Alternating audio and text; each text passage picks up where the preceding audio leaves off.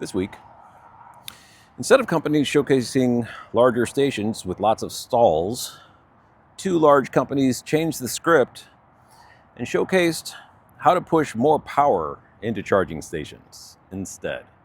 Let's get into it.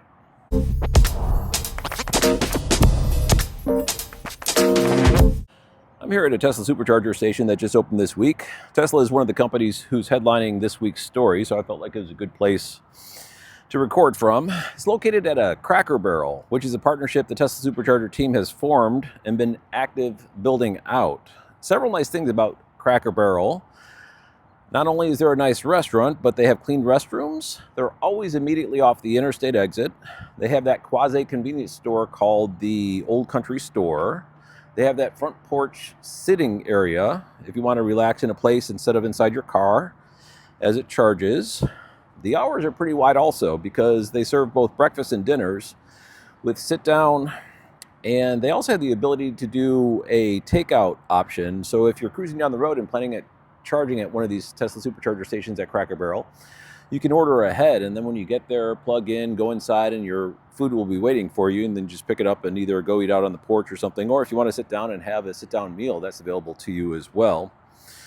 They also most often have pull-through stalls because they accommodate RVs. You can see an RV kind of back there in the background, an Airstream, and one of those stalls is actually here, a pull-through with a Tesla charging station also. So normally, tons of nice things. And I visited stations coming to Cracker Barrels around here, one in Greenville, South Carolina, another in Columbia, South Carolina, and this one as well, which probably means that in your neighborhoods and neck of the woods, there's also likely coming soon Tesla supercharger stations at Cracker Barrels as well.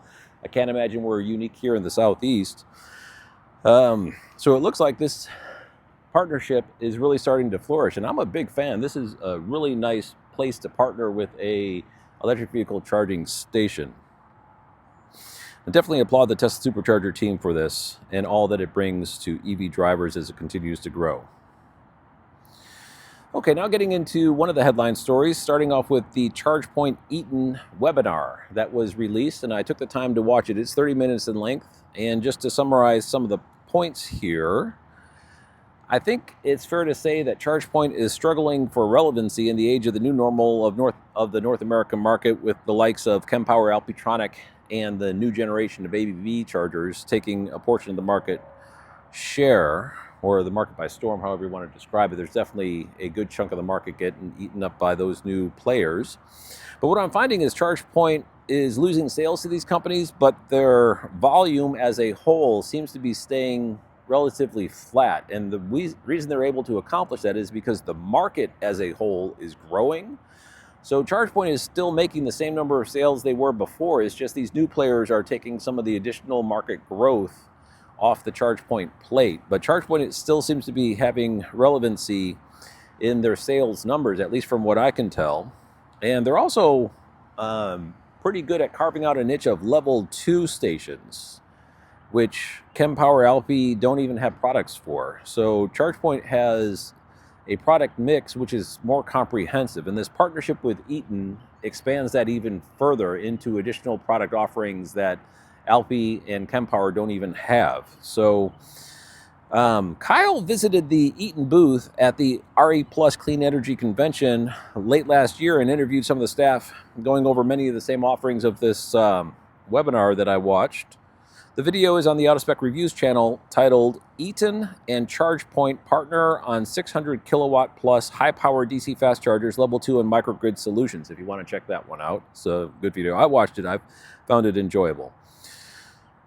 But the product basically boils down, if you watch the webinar, to 3 different silos, one of which is called Express Solo, which is their ChargePoint Express Plus, and it's just a solo unit. I know you've seen them around. It doesn't have the attached power brick. It's just a ChargePoint Express Plus solo unit with the characteristic cable management arms on either side, but there's no power brick sitting off to a side.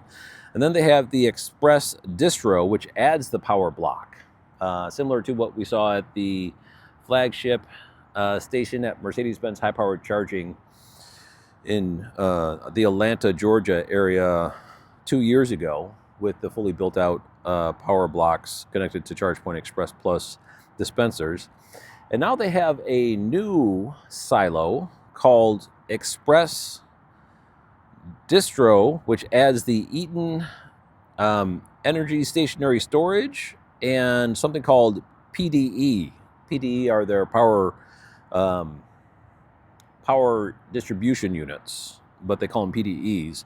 And it creates a microgrid that you could tack on to your electric vehicle charging station, which opens the ability to bridge in energy storage to smooth out peak demand charges with both hardware and energy management software. If you have photovoltaic solar panels as an additional energy source, you could then bridge those into your electric vehicle charging station for an intelligent, dynamic energy management approach to your electric vehicle charging station. Additionally, if you're looking for expertise, Eaton Electrical Engineering and Services are available to help design sites with selecting products from their suite. So this definitely opens up many more capabilities for ChargePoint customers when they're building sites in today's modern environment where microgrid approaches are becoming increasingly common. You now have access to Eaton, which is arguably the leader in this space for the electrical hardware necessary in order to accomplish this. And so very impressive, the partnership. They released something called their Vision Video. And when I say they, this is the Eaton ChargePoint partnership, which goes over the partnership and what it's able to bring. Let's take a look at that. It's about 4 minutes, but I think it's worth letting it run since it quickly demonstrates all the new capabilities they have.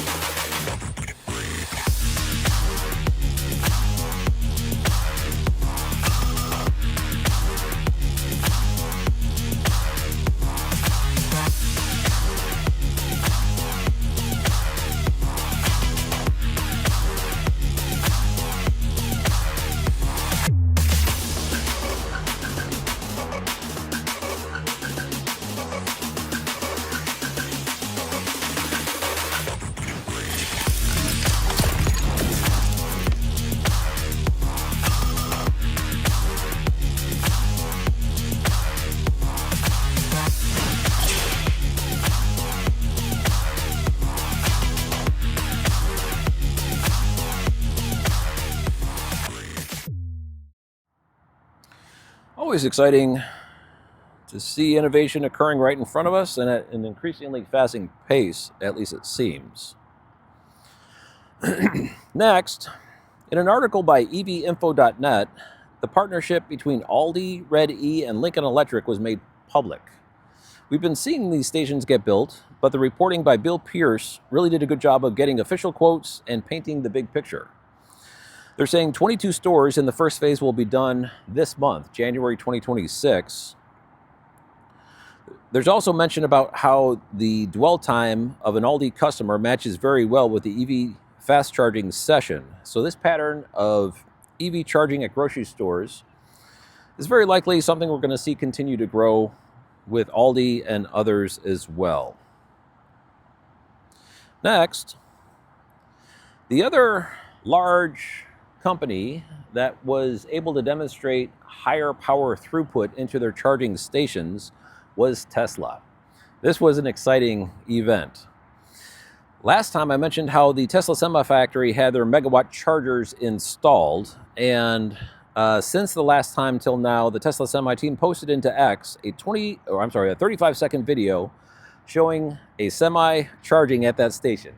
Let's take a look at that video.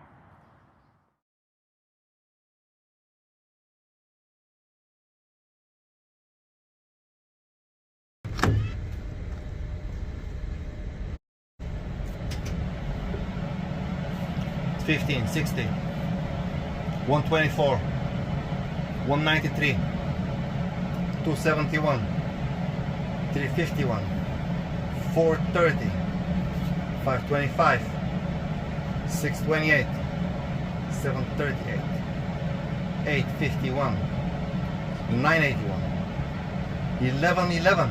Oh yes, nice. 1206. Woohoo! Don't shake. This story of the rollout and volume of the Tesla Semi and their corresponding very high-powered stations, I think, are going to be taking many of the headlines this year in 2026. We're told the factory will start volume production, and we already are seeing Tesla Semi stations pop up in permit spotting, so we know the rollout is soon to occur. Dan Priestley has also said, Dan Priestley is the head of the Tesla Semi program, has also said several times the timeline will have stations rolling out this year, so it's looking as though things are going according to plan, and 2026 should be the year that we start to see Tesla Semis rolling up and down interstates and charging at Tesla Semi stations. Very exciting. Additionally, with Tesla, they released, as they commonly do, their Q4 results for charging, and let's just quickly go over some of these. They had a 19% year-over-year growth in the Tesla Supercharger, and these are global numbers. 3,800 supercharger stalls opened just in Q4 2025, 1.8 terawatt hours of energy delivered, and we are seeing a 27% year-over-year growth in the energy delivered. So not only are they adding more stations, those stations are getting used more. And you can see the year-over-year growth of the energy delivered is exceeding the number of stalls that they are adding, which was 19% for stalls, but 27% for year-on-year growth, just showing the increased volume of electric vehicle charging that's occurring. And obviously they opened up the Tesla Supercharger network. There's a Chevrolet Bolt charging over here behind me. It just goes to show that they have more customers now that are entering their stations, but also there's increased utilization because it's becoming increasingly popular to have an EV and charge at a station. Okay, Tesla fries, 83,000 Tesla fries, 100% crispy perfection. Not to be outdone by their rival, if rival is the right word, BP Pulse issued a press release about electric semi stations 2. Their flagship one is going to be in Ontario, California, and they have their first Tesla semi, their first semi-megawatt station getting ready to open with pull-through stalls, which the semis need to use so they don't have to unhook. And their approach is a little bit different. They're using Alpitronic hyperchargers, and right now in the first station, it looks like they're going to tap out at about 750 kilowatts. But we're hearing that they're going to be using the Alpitronic HYC 1000s, which can do a megawatt. So pretty soon we're going to start to see build out at BP Pulse, Travel Centers of America, semi-charging stations with pull-through and Alpitronic HYC 1000s. The first one, though, looks to be using a mix of HYC 400s, and it looks like just one HYC 1000, probably just to kind of work out the kinks, and that's going to be putting out at 750 kilowatts is what the press release says. Another really exciting press release, this one is very cool. A company called XCharge is partnering with a local CPO called Energy Plus to open a very large station in Williamsburg, Brooklyn, in the New York City metropolitan area. And they say it's going to be live in Q2 2026, so just a few months from now, basically 5 months from now, with battery storage, and they say 88 charging stalls. Let me repeat that, 88 charging stalls in an area that has been slow to see charging stations get built due to the high urban density. The rendering that they issued in the press release looks to have a lounge, but it's unclear if that's going to have restrooms or just vending. It's kind of a small building. But it still is a very impressive looking station getting ready to come to the New York City metropolitan area. Additionally, a new CPO popped into the Alternative Fuels Data Center database and almost simultaneously got a PlugShare filter icon. The company name is Nayax Energy, and we know the name Nayax because they make payment terminals that are commonly used on electric vehicle charging stations, but apparently they're getting into the electric vehicle charging operation game also, because they showed up into the Alternative Fuels Data Center database and they got a PlugShare icon right around the same time, which was right at the tail end of 2025. And it's like a whole new charging network appeared overnight. Looking at some of the stations, it looks as though they purchased some, I don't want to call them stranded assets, but a mixed bag of stations and collected them all into a network, and looks like they're going to make a go of it. I'm not really sure what the intention is. I didn't see any press releases from Nayax themselves, but it's probably because it's all very new. And I'll reach out and see if we can't get some clarification on what's going on there from someone from Nayax Energy. Lastly, as was reported by Steve Burkett, is where I saw it first reported, in a rather seminal shift in the industry, a gentleman by the name of Lang Reynolds, who's a longtime EV charging professional, has moved from Electric Era to the VP of Operations for Francis Energy. Francis has been struggling with some reliability, credibility issues, and right around the same time that they brought Lang on to lead the operations team, we're seeing Francis start to replace hardware in Oklahoma using Tesla Supercharger for Business units in what appears to be a large-scale rip and replace effort of their stations in the state of Oklahoma, which had by and large been broken and very rarely operational. Just some information from the reporting from Steve. 120 of the Francis fast charging locations are in Oklahoma, representing 2/3 of the network. The remaining 61 locations are located outside of Oklahoma across 12 states, with many using SK Signet's latest 400 all-in-one dispensers to meet requirements for NEVI funding. And now here's the important thing. Francis has 140 awards through the NEVI program to date. So where this matters is it looks like they're bringing on a new person in order to improve their operations effectiveness, who has a proven track record. They're doing rip and replaces of their broken stations in Oklahoma, and they have 120 awards through the NEVI program that they're getting ready to build out. So all these things combined are really starting to show a bright future for Francis Energy, which no one would have thought. And in such a short amount of time, it looks as though they have a turnaround plan that is in swing. Thanks for watching.